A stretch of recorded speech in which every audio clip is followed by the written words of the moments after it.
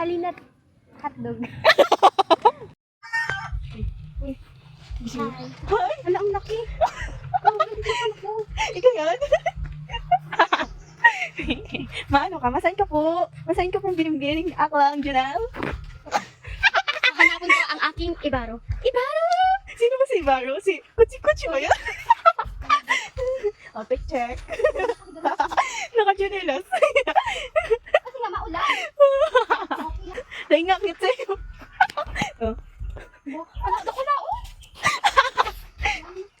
Abo ko na mag-ngirit, baka mapanas pa ako. So, yun po, kasama. Punta pa siyang Audi kasi upang makipagtalastasan sa kanyang kalaban. Hindi ka, may ano. Akong gali, hindi kalaban. Ay, kalaban. Ay, hindi ka kung gali. Sige, sige na, Fox. Fox. Your false. Yeah, her false. Hindi mo dyan. It's not my false, it's her false. Yeah. Pag nailingkod sa imong gayon, ang sikong puso maugmahon. Namutan ka ka, ikasa ng Bicolanang daraga. Wikang katutubo o wikang pagkasa? Para sa akin hindi. Bakit mo naman yung nasabi mas maganda ang wikang pagkasa? Sa pagkakailan ng manas. Subalit sa modernong panahon, wikang pagkasa ang ating dapat gamitin. Kung matayong mag-away, bakit hindi na lang natin ito ilaan sa bawat kasama? Nananaman lang. Ako'y sumasama. Magandang hapon, kapag Panginoon. Ako na rin po sa inyong sesya. Sa pagkakataon ko, nais mo naging pinalakasan bilang iyong nagawa. Pero ang kami po ang aking pangalan. Sa pagbibago ng milan, ako nanindigan. Kung pakulaan ay ang aking kalusakan. Pero ako nakamilan sa lahat ng hanggan. Alipin ka, ang hindi na makapag-unahan ng bayan, pagtubo o kabansa. Pagpugay sa iyo'y pag-akin. Sa lalim naman yung umakan. Sa iyo'y may ang kumitawan. Kaya kung naglayo na lang. Bukas silangan, aking pakinggan, ito yung natin itong kawalan. Sa may pagtubo, may may onan. Ang naging katos, na yung bayan. Kanulan, ang pinagdata, ito pa rin lang na kaibigan. Wikang ko, wala ka. Mahalaga yung Pino, wikang sa na. Makihalala ko. At kung ibahagi ang ideya, hindi mo pagpili. Pag-isip mo mabuti, kung magbibigay, na magkano tayo ng magkakasin. Ngunit baka naman simulan ng malakas. Pagpupay sa ikaw sa dalawang panahon, para niya pag-uwi na sila ilakan, para baka ng nakas ng layo. Kaya kanya, tagasilangan. Tinawsin ng diway ng isa kalaban. Sikap na opinion mo yung wala na may tulong sa mga babae. Pagkikita ng mga natin. Ako'y nagsilangan ng katangian. Kung nilagay sa mga kita, ay unang ang ako. Pagkakaroon ng mga nagpunin ng kalimutan, sabihin ng katutubo, lamang ang takapang. Kaya nga ako, may malay lang, sa pagkakita ng katutubo, mga wala. Napaya ko na paulat sa pangalan, basta ang devotion ay napasin. Wikang Pilipino, mula taas-taasan, sa wikang katutubo, nagpagyan. Kaya katalo ko, huwag ipakalalakan na nasa Kristan ang Pilipinagano. Kaya, huwag mong ipagpilitan, iyong palaklong nakawin, Pilipinong pinagmamura, wikang katutubo ang Pilipino.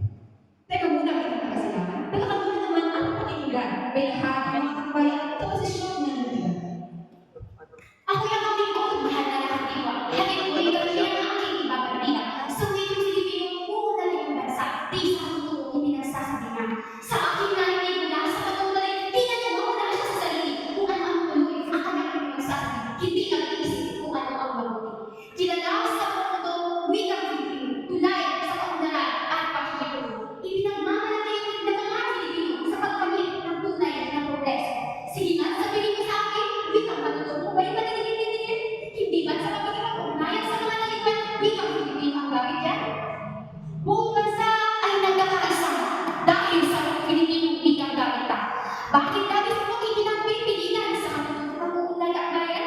Manay itoong sa kawalan, kalawakan, ipagbuti ang kaganapan.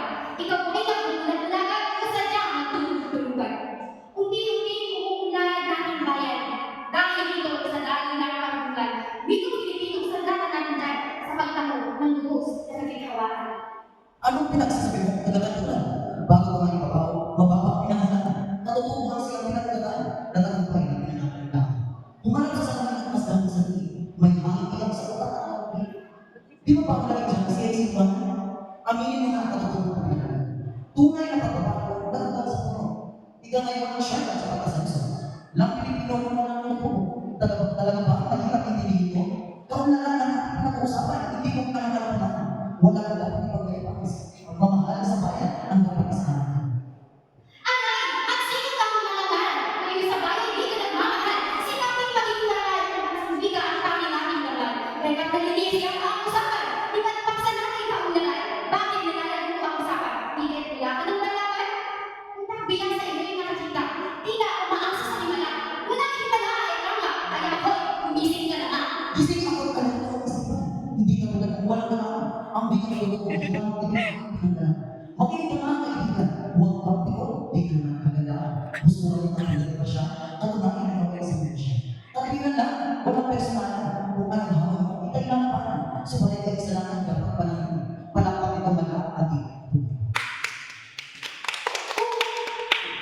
Kung ako ang iyong pakinggan, pinanamit sa nagkakagaling hirap, mag-headset ka nga iyong pakinggan, maligsalita ang damit at parada.